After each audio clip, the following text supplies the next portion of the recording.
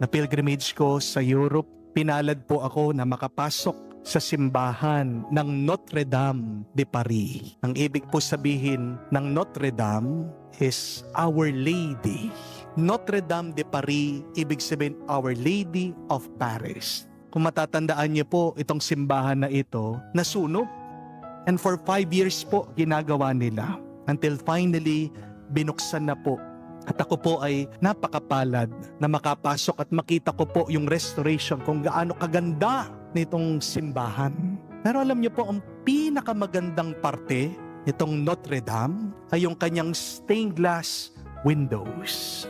Pero yung ganda ng stained glass windows, lalong nagiging mas maganda kapag pinapasukan ng liwanag. Kapag tinatamaan yung salamin ng liwanag, doon mo makikita yung ganda ng obra maestra ng stained glass. Isipin niyo po yan. Tandaan niyo po yan. Ang liwanag ang nakakaganda.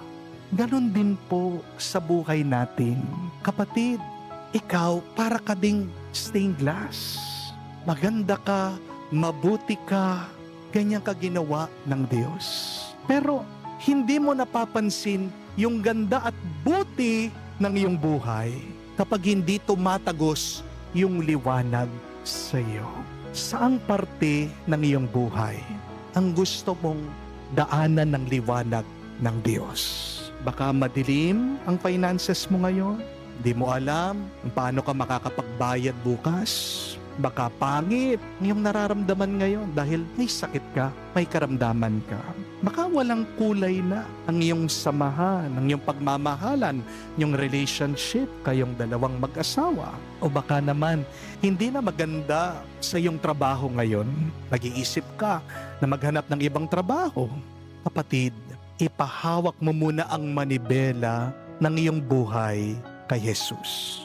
Para dalhin kanya doon sa mas paliwanag, doon sa mas sigurado, doon sa mas pinagpalang buhay. Amen? Ngayong unang araw ng ating simbang gabi, mga kapatid, hingin natin ang liwanag ng Diyos. Sabihin natin sa Kanya, halina Jesus, samahan mo kami ngayon. Ikaw ang magmaneho ng aming buhay. At kapag si Jesus ang nangunguna sa iyo, pagliliwanag ang iyong buhay. Gaganda ang lahat.